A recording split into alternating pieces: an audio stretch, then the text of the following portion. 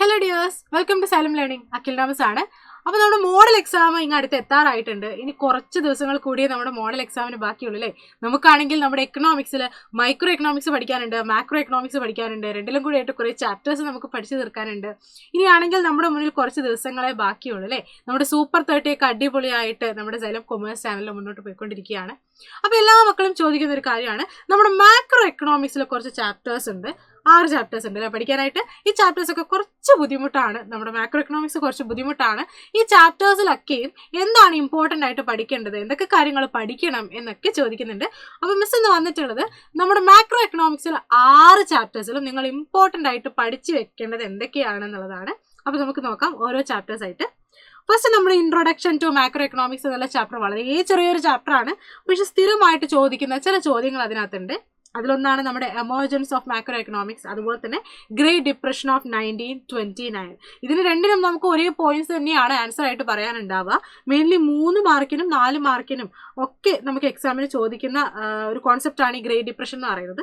Great depression എന്താണെന്ന് മാത്രം എഴുതിയാൽ മതിയാവും. പക്ഷേ എമർജൻസിലേക്ക് വരുമ്പോൾ എങ്ങനെയാണ് മാക്രോ എമർജ് ആയത്, നമ്മുടെ JM കെയ്ൻസിന്റെ കാര്യമൊക്കെ അതിനകത്ത് പറയാനുണ്ടാവും. പിന്നെ നമ്മുടെ major sectors of N economy, 4 sectors ഉണ്ടല്ലേ, നമുക്ക് അതെന്തൊക്കെയാണെന്നും അത് എക്സ്പ്ലെയിൻ ചെയ്യാനായിട്ടൊന്ന് പഠിച്ചു വെച്ചിരിക്കണം. അത്രയാണ് ഈ ചാപ്റ്ററിൽ നിങ്ങൾ പഠിക്കേണ്ടതുള്ളൂ. പിന്നെ നമ്മുടെ രണ്ടാമത്തെ ചാപ്റ്ററാണ് ഏറ്റവും വെയിറ്റേജ് കൂടിയ, കുറച്ച് ബുദ്ധിമുട്ടാണെന്ന് എല്ലാവരും പറയുന്ന ഒരു ചാപ്റ്ററാണ് നമ്മുടെ നാഷണൽ ഇൻകം അക്കൗണ്ടിങ്. ഈ ചാപ്റ്ററിൽ സർക്കുലർ ഫ്ലോ ഓഫ് ഇൻകത്തിന്റെ ഡയഗ്രം ഉണ്ടല്ലോ, അതെന്തായാലും പഠിച്ചു വെക്കണം. ചില സമയത്ത് അതിൽ ചില ഐറ്റംസ് തരാതെ ഫില്ല് ചെയ്യാൻ വേണ്ടി ചോദിക്കാറുണ്ട്. പിന്നെ സ്റ്റോക്ക് ആൻഡ് ഫ്ലോ, സ്റ്റോക്ക് എന്താണ്, ഫ്ലോ എന്താണ്, കുറച്ച് വേരിയബിൾസ് തന്നിട്ട് സ്റ്റോക്ക് ആയിട്ടും ഫ്ലോ ആയിട്ടും ക്ലാസിഫൈ ചെയ്യാൻ വേണ്ടി ചോദിക്കാറുണ്ട്. അപ്പോൾ അങ്ങനെ ക്ലാസിഫൈ ചെയ്യാൻ പറ്റണമെങ്കിൽ സ്റ്റോക്ക് എന്താണ്, ഫ്ലോ എന്താണെന്നുള്ളത് മക്കളെല്ലാവരും പഠിച്ചു വെക്കണം. Then methods of calculating national income, 3 methods ഉണ്ട് അല്ലേ. അതിലെങ്ങനെയാണ് കാൽക്കുലേറ്റ് ചെയ്യുക എന്നുള്ള തിയറിയും കൂടി പഠിച്ചു വെക്കാനുണ്ട്. പിന്നെ GDP ഡിഫ്ലേറ്റർ എന്താണെന്ന് അത് പഠിക്കണം. പിന്നെ കാൽക്കുലേഷൻ ഓഫ് നാഷണൽ ഇൻകം ആണ് നമുക്ക് 8 മാർക്കിന്റെ ക്വസ്റ്റ്യൻ ആയിട്ട് പ്രോബ്ലവും വരാറുള്ളത് കേട്ടോ. ദെൻ GDP ആൻഡ് വെൽഫെയർ, കുറച്ച് 4 പോയിന്റ്സ് ഉണ്ട് നമുക്ക് അതിന്റെ ലിമിറ്റേഷൻ ആയിട്ട് പറയാം. അതും കൂടി ഒന്ന് പഠിച്ചു വെച്ചേക്കുക, സ്ഥിരമായിട്ട് 4 മാർക്കിനൊക്കെ ചോദിച്ച് കാണാറുണ്ട്. ദെൻ അടുത്തതായിട്ട് നമ്മുടെ ഇതാ NNP, NDP, GDP, GNP വക കാര്യങ്ങളൊക്കെ ഫാക്ടർ കോസ്റ്റിലും മാർക്കറ്റ് പ്രൈസിലും ഇതൊക്കെ കാൽക്കുലേറ്റ് ചെയ്യാനായിട്ട് സ്ഥിരമായിട്ട് ചോദിക്കാറുണ്ട്. അപ്പോൾ ഈ കാര്യങ്ങൾ മാത്രമാണ് നമ്മുടെ നാഷണൽ ഇൻകം അക്കൗണ്ടിങ് എന്നുള്ള ചാപ്റ്ററിൽ നിങ്ങൾ പഠിച്ചു വെക്കേണ്ടത്. ഇനി നമുക്ക് നമ്മുടെ മൂന്നാമത്തെ ചാപ്റ്ററിലേക്ക് വരാം, മണി ആൻഡ് ബാങ്കിങ്. ഇതും നമ്മുടെ നാഷണൽ ഇൻകം അക്കൗണ്ടിങ് പോലെ തന്നെ അത്യാവശ്യം വെയിറ്റേജ് ഉള്ള 8 മാർക്കിന്റെ ക്വസ്റ്റ്യൻ ഒക്കെ ചോദിക്കുന്ന ഒരു ചാപ്റ്ററാണ്. അപ്പോൾ ഇതിൽ ആദ്യം ബാർട്ടർ സിസ്റ്റത്തിന്റെ ലിമിറ്റേഷൻസ് ഒന്ന് നോക്കി വെച്ചേക്കുക. പക്ഷെ ഇമ്പോർട്ടൻ്റ് ആയിട്ട് പഠിക്കേണ്ടത് ഫംഗ്ഷൻസ് ഓഫ് മണിയാണ്. മണിയുടെ ഫംഗ്ഷൻസ് എന്തായാലും പഠിച്ചു വെച്ചേക്കുക, നമുക്ക് 4 മാർക്കിനൊക്കെ സ്ഥിരമായിട്ട് ചോദിക്കാറുള്ള ഒരു ക്വസ്റ്റ്യൻ ആണ്.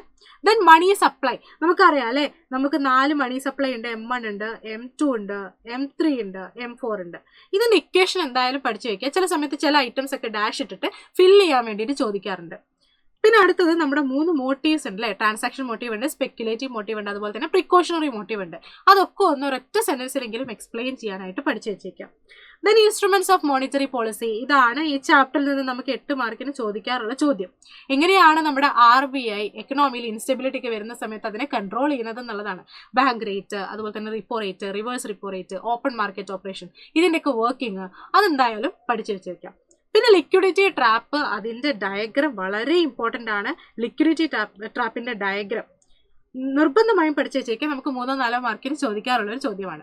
ഓക്കെ, ഇനി നമ്മുടെ 4ാമത്തെ ചാപ്റ്ററാണ്, എല്ലാവരും കുറച്ച് ബുദ്ധിമുട്ടാണ് എന്ന് പറയുന്ന ഒരു ചാപ്റ്ററാണ് നമ്മുടെ determination of income and employment. Actually കുറച്ച് കാര്യങ്ങളെ ആ ഒരു ചാപ്റ്ററിനകത്ത് നമുക്ക് പഠിക്കാനുള്ളൂ. എക്സ് ആൻറ്റി എന്താണ്, എക്സ്പോസ്റ്റ് എന്താണ്, അതെന്താണെന്ന് എക്സ്പ്ലെയിൻ ചെയ്യാനൊന്നും ചോദിക്കാറില്ല, 1 വേർഡിലൊക്കെ വന്ന് കണ്ടിട്ടുണ്ട്. അപ്പോൾ അതെന്താണെന്ന് നോക്കി വെച്ചേക്കാം. പിന്നെ ഡിറ്റർമിനേഷൻ ഓഫ് ഇൻകം, 2 സെക്ടർ എക്കണോമിയിലെ കാര്യം മാത്രമാണ് ഈ 4ാമത്തെ ചാപ്റ്ററിൽ പറയുന്നത്.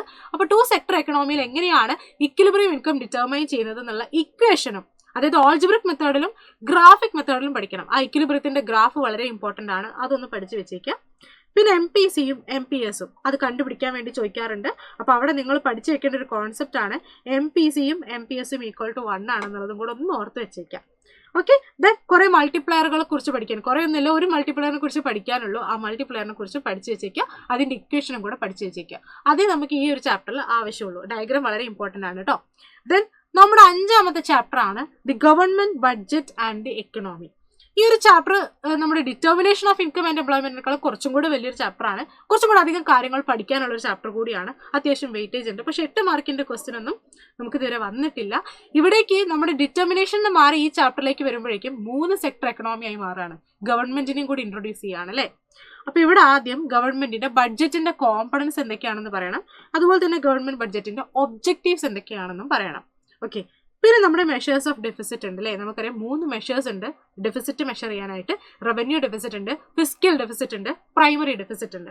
ഇത് 3ഉം എങ്ങനെ കാൽക്കുലേറ്റ് ചെയ്യാം എന്നുള്ളതും കൂടി പഠിച്ചു വെക്കണം. പ്രോബ്ലം നമുക്ക് സ്ഥിരമായിട്ട് ചോദിക്കാറുണ്ട്.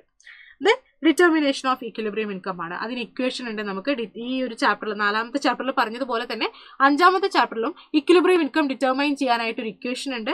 അതിന്റെ ഡയഗ്രം ഉണ്ട്. ഡയഗ്രം പിന്നെ ഈ ചാപ്റ്ററിലെ സെയിം ഡയഗ്രം തന്നെയാണ്. അപ്പോൾ അതും കൂടി ഒന്ന് നോക്കി വെച്ചേക്കാം. അതാണ് ഈ ഒരു ചാപ്റ്ററിൽ നമുക്ക് ഡിസ്കസ് ചെയ്യാനുള്ളത്. നമ്മുടെ അവസാനത്തെ ചാപ്റ്ററാണ്. ഇത് ഉണ്ടോ ഇല്ലയോ എന്നൊക്കെ കൺഫ്യൂഷൻ ആണ്. പക്ഷെ ഒരു കൺഫ്യൂഷനും വേണ്ട, ഈ ചാപ്റ്റർ നമുക്കുണ്ട്. ഓപ്പൺ ഇക്കണോമി, മാക്രോ എക്കണോമിക്സ് ആണ്. വളരെ ചെറിയൊരു ചാപ്റ്ററാണ്. കുറച്ച് കാര്യങ്ങൾ ഇതിനകത്ത് പഠിക്കാനുള്ളൂ. ആക്ച്വലി പ്രോബ്ലം ഒന്നും വരുന്നില്ല. കുറെ ഇക്വേഷൻ ഒക്കെ നിങ്ങൾ കാണുന്നുണ്ടായിരിക്കും. പക്ഷേ ഈ ചാപ്റ്ററിന് അങ്ങനെ പ്രോബ്ലം വരാറില്ല. പക്ഷേ BOP എന്താണ്, ബാലൻസ് ഓഫ് പേയ്മെന്റ് എന്താണ്, അതിന്റെ കോമ്പണൻസ് കൂടെ പഠിച്ചു വെച്ചേക്കുക. പിന്നെ balance of trade, BOT actually BOPയുടെ ഒരു കോമ്പണന്റ് ആണ്. എന്നാലും BOT എന്താണെന്ന് ഇമ്പോർട്ടൻ്റ് ആയിട്ട് ചോദിക്കാറുണ്ട്. അതൊന്ന് പഠിച്ചു വെച്ചേക്കുക. പിന്നെ നമ്മുടെ ഫോറിൻ എക്സ്ചേഞ്ച് റേറ്റ് അല്ലെ, നമുക്ക് റിയൽ എക്സ്ചേഞ്ച് റേറ്റ് ഉണ്ട്, നോമിനൽ എക്സ്ചേഞ്ച് റേറ്റ് ഉണ്ട്.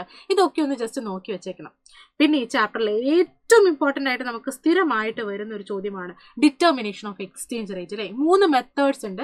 3 എക്സ്ചേഞ്ച് റേറ്റ് ഡിറ്റർമിനേഷൻ ഉണ്ട്, ഫ്ലെക്സിബിൾ എക്സ്ചേഞ്ച് റേറ്റ് ഉണ്ട്, ഫിക്സഡ് എക്സ്ചേഞ്ച് റേറ്റ് ഉണ്ട്, managed floating exchange rate system ഉണ്ട്. ഈ 3 സിസ്റ്റം എന്താണെന്നും ഇതിന്റെ ഡയഗ്രവും വളരെ ഇമ്പോർട്ടൻ്റ് ആണ്. ചോദിക്കുകയാണെങ്കിൽ മേ ബി ഇതായിരിക്കാം നമ്മുടെ 4 മാർക്കിന് 5 മാർക്കിനൊക്കെ ചോദിക്കാൻ സാധ്യതയുള്ള ഒരു ചോദ്യം. അപ്പൊ ഈ ഒരു ചോദ്യം കൂടെ, ഈ ഒരു ടോപ്പിക്കും കൂടെ നിർബന്ധമായും പഠിച്ചു വെച്ചേക്കാം. ഇനി നമ്മുടെ മാക്രോ എക്കണോമിക്സിലെ essay ചോദ്യങ്ങൾ വരാൻ പോകുന്നത് നമ്മുടെ നാഷണൽ ഇൻകം അക്കൗണ്ടിങ്ങിൽ. ഒരു ചോദ്യം നാഷണൽ ഇൻകം അക്കൗണ്ടിങ്ങിൽ നിന്നായിരിക്കും. പിന്നെ ഒരു ചോദ്യം മേ ബി മണി ആൻഡ് ബാങ്കിങ്ങിൽ നിന്നായിരിക്കും. ഇത് രണ്ടുമാണ് നമുക്ക് സാധ്യതയുള്ളത് 8 മാർക്കിന്റെ ക്വസ്റ്റ്യൻസ് ചോദിക്കാനായിട്ട്. നാഷണൽ ഇൻകം അക്കൗണ്ടിങ്ങിലാണെങ്കിൽ ആ 3 methods of measuring national income ആണ്. പിന്നെ മണി ആൻഡ് ബാങ്കിങ്ങിലാണെങ്കിൽ ആ ടൂൾസ് ആണ്, നമ്മുടെ RBI യൂസ് ചെയ്യുന്ന ടൂൾസ് ആണ്, അതും ചോദിക്കാറുണ്ട്. അപ്പൊ ഇത്രയാണ് നമ്മുടെ മാക്രോ എക്കണോമിക്സിൽ നിങ്ങൾ ഇമ്പോർട്ടൻ്റ് ആയിട്ട് പഠിച്ചു വെക്കേണ്ടതുള്ളൂ ഈ 6 ചാപ്റ്റേഴ്സിലായിട്ട്. അപ്പൊ ഇനി മോഡൽ എക്സാം വരാനായിട്ടുണ്ട്. നമ്മളാണെങ്കിൽ സൂപ്പർ 30 അടിപൊളിയായിട്ട് മുന്നോട്ട് പോയിക്കൊണ്ടിരിക്കുകയാണ്. നമ്മുടെ എക്കണോമിക്സിന്റെ അവസാനത്തെ സൂപ്പർ 30 ആണ് ഇന്ന് വൈകുന്നേരം 7 മണിക്കുള്ളത്. അപ്പൊ അവസാനത്തെ 30 ചോദ്യങ്ങളും ഇന്ന് നമ്മൾ ഡിസ്കസ് ചെയ്യുന്നുണ്ടായിരിക്കും. അപ്പൊ എല്ലാ മക്കളും മറക്കാതെ കൃത്യം 7 മണിക്കുള്ള ലൈവിൽ ജോയിൻ ചെയ്യുക. അപ്പൊ നമുക്ക് ലൈവിൽ കാണാം. ബൈ.